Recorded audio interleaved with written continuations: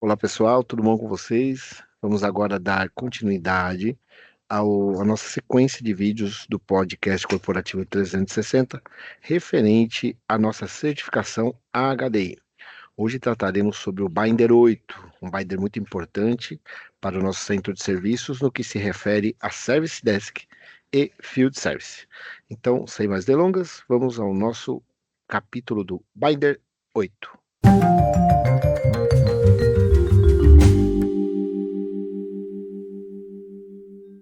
Dando continuidade à nossa trajetória do HDI, vamos agora falar do Binder 8. E para falar do Binder 8, vamos trazer aqui um dos nossos convidados e especialistas em HDI, o nosso grande colaborador, Juan Pedroso, que está nos aguardando na sala aqui. Vamos admiti-lo. Juan chegando aqui na nossa reunião do Binder 8. Juan, Boa boa, tarde, boa tarde, Juan, tudo pessoal, bem? né? Tudo bem? Tudo E bem, aí, então. Sérgio? Dá um oi pro pessoal aí. Boa tarde, pessoal. Maravilha. Conforme a introdução, Juan, a gente vai falar aqui um pouquinho do Binder 8, tá? Para explicar para o nosso time como que vai funcionar todas as informações que eles precisam saber.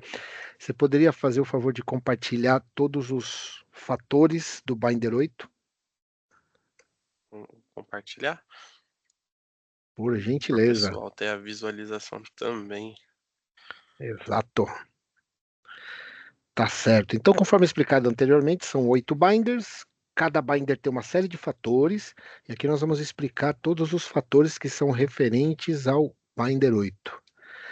Juan, do que se trata o binder aí, o 8010? Número de incidentes e requisições de serviço registrados. Então, gente, o Binder 8, né, basicamente é um binder bem operacional, né? Então, o fator 8010, a gente basicamente faz o controle de números de incidente e requisição de serviço registrados aqui no nosso centro de suporte. A gente tem um limite, né, de 5.900 chamados, né, nosso baseline, e baseado no baseline a gente faz o cálculo de incidentes e requisições, né, registradas durante o mês. A gente acompanha isso linkando já com o fator 8013, Sérgio, que é o Deixa eu só número. fazer um complemento aqui, Juan, rapidinho. Uhum. Como ele falou, a gente pode atender até 5.900 chamados. Isso é uma informação importante de saber, mas isso estaria dividido entre 1.330 chamados recebidos por e-mail, 1.320 chamados recebidos pelo ITS, que é o ITSM que nós temos, mais 3.250 chamados na parte de telefonia. Essas informações não é necessário ter na ponta da língua, mas é bom saber que eles são divididos em três blocos, que é e-mail, sistema e telefone, certo, Ram? Correto, Sérgio. É isso, esse que você comentou até complementa, né, o fator 8013, que é o número de contatos recebidos, que aí é a nossa divisão desse número do baseline de 5.900 chamadas, né, da forma que o Sérgio explicou, do e-mail, que são 1.340 chamadas, e dos restantes dividido entre TS e também contato telefônico. Perfeito. Então aí 8010 e 8013, ok. O 8016, efetividade do autoatendimento. A efetividade do autoatendimento seria o fator que, como o Hamilton comentou, a Pirelli ela não disponibiliza um material para o usuário para ele fazer o autoatendimento, que é uma base de conhecimento. Sabe aquele quando a gente acessa qualquer aplicativo, qualquer banco que tem dúvidas frequentes, né? Uhum. Quando você acessa o aplicativo no banco, tem as dúvidas frequentes, você clica na dúvida que você tem, ele te dá uma pré-resolução. Então, essas dúvidas frequentes, que é a efetividade do autoatendimento do fator 8016, ela não está disponível para os usuários da Pirelli, que é algo que o cliente não disponibiliza. Então, resumindo aqui, não existe, né, um autoatendimento. Ok. Mas é um fator que o HDI pede, mas no caso nós não possuímos esse autoatendimento pelo momento, certo? Correto. Isso é pela característico da nossa operação, né, do nosso cliente. Ok. Aí indo mais agora no foco de operação, 80-20, tempo médio de resposta. Tempo médio de resposta, né, a gente traduz pela sigla TMR. O tempo médio de resposta, basicamente, é a resposta de todos os chamados que recebemos dentro do centro de suporte, o tempo médio dessa resposta. Como no nosso dia a dia, nosso maior acionamento são os chamados recebidos via contato telefônico, mensuramos, né, o tempo médio de resposta através do TME, que é algo que a operação já está acostumada, que é o tempo médio de espera do usuário até ser atendido, né, em linha. Então, com base na média do TME, definimos o tempo médio de resposta, já que nossos chamados são maiormente atendidos através via telefone, contato telefônico. Perfeito. Agora vamos à taxa de abandono. Baseado no nosso baseline, temos uma taxa de abandono de limite de 5% na operação, que é o que o pessoal já está acostumado, a gente lida todos os meses, apresentamos nas nossas apresentações de resultados. Mas praticamos hoje 3%, tá? Na operação, 3% de taxa de abandono, que é o limite de chamados de ligações abandonadas por chamados atendidos. Então, né, se um mês recebemos somente 100 acionamentos, não podemos passar de 5 abandonos, que aí seria o 5%. Ok. Então entendo que esse 80-20, 80-30 são mais ligados ao time de Service Desk, correto? Correto, time de Service Desk. Perfeito. Partindo para 80-40, tempo de resolução de incidentes. O tempo de resolução de incidentes a gente mensura através do SLA, correto? Então, não temos um SLA estabelecido dentro do nosso contrato da nossa operação, mas mensuramos isso acompanhando os chamados diariamente na nossa fila. Isso já, até pulando um pouco os fatores aqui, Sérgio, Uhum. fica interligado com o fator 80-70, que é o backlog. Como que Uhum. mensuramos o tempo de resolução dos incidentes? Através do controle de backlog, dos chamados recebidos e fechados na fila durante o dia. Então, desta forma, conseguimos mensurar o tempo de resolução de incidentes, já que não tem dentro da ferramenta o que utilizamos, que é o HDA, um campo de SLA com o tempo de waiting do chamado. Então, mensuramos através do controle de abertura e fechamento de chamados por dia. É muito Perfeito. Então, importante. em tempo de resolução de incidentes, então aí já englobamos os dois blocos que é Service Desk e Field, certo? Correto. E por mais que não exista lá um campo SLA, nós praticamos o SLA de 85%, Sim. E certo? aí mensuramos esse SLA através dessa maneira que eu comentei, que é a nossa forma de controlar a qualidade, né, dos nossos chamados, da resolução dos incidentes na nossa Tá, fila. perfeito. É, partindo para 80-50, taxa de resolução no primeiro contato, o FCR, que é o First Call Resolution. Isso. Explique para nós aí, Juan. Pessoal aqui do Service Desk está bem acostumado com esse termo. É um termo que a gente utiliza diariamente em todos os atendimentos que a gente recebe via telefone, que a gente resolve em primeiro nível. Colocamos essa tag que é FCR, que é First Call Resolution do inglês, né? Ou resolução no primeiro contato. Deve ser utilizado somente nos chamados que foram resolvidos em primeiro nível, em primeiro contato também com o usuário. Então, o usuário ligou, você fez a tratativa, identificou o problema, resolveu e encerrou o chamado, sem a necessidade de um segundo contato para investigar mais a fundo ou de aguardar um dia para a resposta do usuário. Essa é o First Call Resolution. Perfeito. Mais um fator do Binder 8 que está ligado exclusivamente à equipe de Service Desk, correto? Correto. O fator Perfeito. 80-55, né, Sérgio, é interligado com o fator 80-50, um é complemento do outro. O fator 80-55 é sobre a taxa de resolução em primeiro nível, que também só se aplica ao Service Desk. Então, são todos os chamados resolvidos em primeiro nível, ou seja, por mais que esse chamado tenha mais de um contato, ele, desde que seja resolvido em primeiro nível, ele é um chamado que leva o FLR.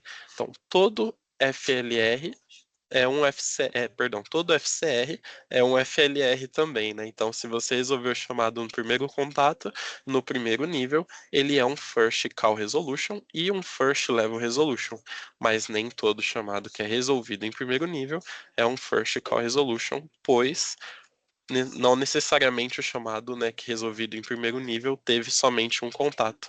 Então, independente da quantidade de contato que temos com o usuário ou do apoio que recebemos por parte da gestão, se o chamado é fechado em primeiro nível, ele é um FLR. Perfeito. Então, aí nós temos uma resolução feita no primeiro contato e o outro é resolução feita no primeiro nível, mas ambas são resolvidos no primeiro nível, que é no time de Service Desk também, certo? Correto. Perfeito. Partimos então para o 8060, incidentes e requisições de serviço reabertos. Isso é muito importante também, a gente identifica os incidentes e requisições de serviços reabertos através de um partial solution dentro do chamado reaberta, onde inserimos uma tag, né, uma palavra em inglês chamada reopened, e colocamos a data que foi reaberto esse chamado em seguida. Todos os chamados que são reabertos, eles voltam para nossa fila com o status em reopened, mas mensuramos esses chamados através desse comentário no partial solution com a tag do reopened e a data em que foi reaberto. Como fazemos para controlar esses chamados que são reabertos? Semanalmente analisamos os chamados, identificamos o problema e a recorrência desses incidentes ou requisições que foram reabertos, fazemos um feedback, um acompanhamento com o analista, né, seja ele do Service Desk, do Field, para que esse problema não ocorra novamente.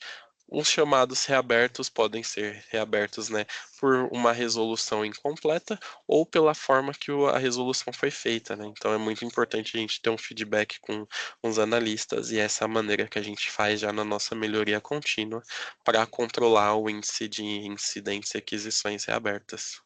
Perfeito. Isso é uma coisa importantíssima que se algum do pessoal da equipe, tanto Field quanto Service Desk, se for perguntado referente a incidentes ou requisições de serviços reabertos, sempre há um feedback da gestão, da liderança, para fazer a tratativa ou para que essa reabertura não volte a acontecer em casos semelhantes no futuro, correto, Juan? Correto. Isso serve tanto para os chamados reabertos, né? Serve quanto para os outros chamados, né? O número de a taxa de abandono e também o nosso first call resolution, o nosso first level resolution, todos são controlados pela gestão, pela liderança, através de acompanhamento e de melhoria contínua e também de feedbacks com a equipe e com os analistas em específicos. Essa é uma parte muito importante que o Juan mencionou, que é a parte de melhoria contínua, é onde nós estamos constantemente aí aplicando feedbacks, fazendo conversas para que os processos nossos sigam dentro de um padrão de qualidade que o cliente deseja receber e que o HDI nos exige. Então, se perguntarem, existe processo de melhorias contínuas? Sempre respondo que sempre existem conversas à parte da liderança, da gestão, com relação à melhoria dos processos que são realizados durante o nosso dia a dia. Tá certo? Juan, 80-70, você já havia mencionado que ele está linkado com o outro fator que foi falado um pouco mais acima, certo? Isso, correto, que é o backlog, né? Só complementando, gente, o backlog são todos os chamados abertos na nossa fila, independente da data de abertura. Pode ser um chamado aberto no mês anterior, no ano anterior, que não é o que deve ocorrer, né, na prática, mas o backlog é um chamado aberto, independente da data que ele foi aberto, né? Então, controlamos dessa forma. Em teoria, tudo que entra na nossa fila deveria, no melhor dos mundos, ser resolvido durante o mesmo dia. O que não conseguiu, por qualquer motivo que seja, vai ficando na fila e o que fica na fila é em si o nosso backlog, certo? Isso. Então, só para aqui Ok. para o pessoal do N1, né, que a gente costuma não ter backlog, Sérgio, comparado com a equipe do Field, o backlog nosso, que também é considerado como backlog, são os chamados pendentes de aprovação e de resposta do usuário. Também conta como um Hum. backlog. Então, é muito importante a gente gerir isso, né? Dessa forma que diminuímos o impacto do backlog na nossa fila. Perfeito. Agora vamos entrar num bloquinho que fala referente a escalações. Escalação hierárquica 80-80. Escalação hierárquica. A gestão faz o controle através do diário de bordo. A equipe em si, né, tanto o Field quanto o Service Desk, não tem tanto contato com esse diário de bordo, mas todos os incidentes críticos que necessita de escalação hierárquica, seja ela dentro do centro de suporte ou fora do centro de suporte, que seria problemas massivos, é registrado através perdão, através do nosso diário de bordo. Temos um limite de escalação hierárquica de 2 escalações por mês, tá? Então, o que seria essa escalação hierárquica? Deu um problema na TOTUS, que pode ser no servidor da TOTUS ou com a equipe N3 da TOTUS, que gerou uma massiva. Não é possível o N1 nem o N2, ou seja, o centro de suporte, resolver esse tipo de solicitação. Escalamos, né, hierarquicamente a nossa gestão, nossos stakeholders, que vocês vão se orientar, né, daqui nos próximos episódios, e registramos isso no diário de bordo, inclusive o impacto e qual foi a equipe responsável por solucionar esse tema. Perfeito. Perfeito.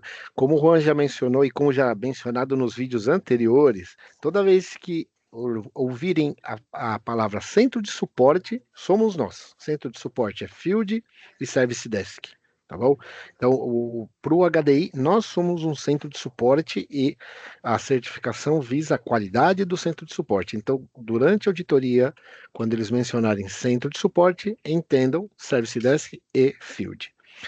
Aí, partindo para o próximo fator dentro do Binder 8, temos o 80-85, que é a escalação funcional dentro do centro de suporte. O que seria isso, Juan? Esse o centro de suporte está acostumado, né? Que são os chamados enviados do N1 para o N2. Então, se o analista do N1 recebe um acionamento via telefone que não compete ou o N1 não tem expertise necessária para resolver esse chamado, fazemos uma escalação funcional, que é enviar esse chamado a uma outra equipe do centro de suporte. Essa outra equipe do centro de suporte vai coletar as informações que enviamos, resolver a solicitação, o incidente, né, ou a requisição, e encerrar o chamado dentro do próprio centro de suporte. Então, o N1 enviando um chamado para o Field e o Field resolvendo. Essa é uma escalação funcional, uma escalação do dia a dia. Certo? Então, é a resolução de um problema dentro das nossas áreas, que seria Field e Service Desk, ok? Correto. Agora, 80-90, que seria o outro setor, que é escalação funcional fora do centro de suporte. A escalação fora do centro de suporte, estamos acostumados aqui tanto no N1 quanto no N2. Então, todos os chamados que o N1, N2, né, o centro de suporte, não consegue resolver e necessita do apoio de uma equipe, uma fila fora, ou seja, uma fila da Pirelli, de responsabilidade da Pirelli, esse chamado é resolvido por essa fila, é uma escalação funcional fora do centro de suporte. Então, como o Sérgio mencionou no fator anterior, todos os chamados encerrados dentro do suporte, seja ele enviado de uma equipe para outra, é uma escalação funcional dentro do centro de suporte. Se ele foi enviado por uma equipe de fora, então é uma escalação funcional para fora do centro de suporte. Quando é enviada para algum dos nossos outros grupos solucionadores, né? Isso, correto. Perfeito, perfeito. Agora, distribuição 80-100, distribuição dos tempos de resolução do incidente. A distribuição dos tempos de resolução do incidente para o pessoal que está aqui no dia a dia, está acostumado com as categorias, né, chamados low, medium e urgente, né? Ou também, para quem atende os usuários VIPs, como nossos fields, também a categoria VIP. Então, os tempos de resolução do incidente é distribuído através dessa categorização que é feita manualmente dentro do atendimento. Então, o analista recebe a solicitação, entende a gravidade da solicitação, no registro do ticket, seleciona, né, a urgência, seja ela baixa, média ou alta, e encaminha ao grupo solucionador. Então, todos os chamados que são urgentes são todos os chamados que impactam o faturamento da loja, por exemplo, um chamado de VPN, um chamado de queda de internet, ou que ou a filial, né, está sem acesso ao Proteus, né, que é a ferramenta de trabalho das lojas. Então, todos esses chamados têm que ser classificado durante o atendimento a urgência para a gente conseguir priorizar dentro do nosso atendimento. Muito bom. Agora, o 8110, que seria a utilização da gestão de conhecimento pelo centro de suporte. Aqui tem que ter um ponto de atenção. O Em que seria isso, Juan? como utilizamos, né, o conhecimento aqui dentro do centro de suporte? Além de termos treinamentos, procedimentos, templates durante todos os atendimentos. Utilizamos a nossa base de conhecimento. Essa base de conhecimento, ela fica no SharePoint, que é uma área que a gente pode consultar durante os nossos atendimentos, é atualizada com uma frequência mensal, quinzenal ou anual, de acordo com o procedimento. E caso o analista identifique que não haja um procedimento nessa base de conhecimento, ele aciona a gestão e a gestão providencia que uma base de conhecimento seja criada. Durante o atendimento que esse analista não identifica a base de conhecimento, ele tenta resolver o problema, né, que ocorreu naquele atendimento sem o uso de a base do conhecimento, para posteriormente criarmos uma em conjunto, seja em conjunto aqui com o centro de suporte, seja em conjunto com o cliente, tá bom? Então isso é importante frisar, como o Sérgio comentou, que necessariamente em todos os atendimentos utilizamos a base de conhecimento disponibilizada no SharePoint. Ah, Juan, Sérgio, mas na prática a gente não usa, a gente tem o documento, mas eu já sei, tenho 2 anos de empresa, está na minha cabeça. Não, a gente utiliza em todos os atendimentos, é a nossa base de conhecimento, então é algo que é necessário consultar em todos os atendimentos. Importante saber, ter na ponta da língua que nós temos uma base de conhecimento e que ela é acessada sempre que é necessário.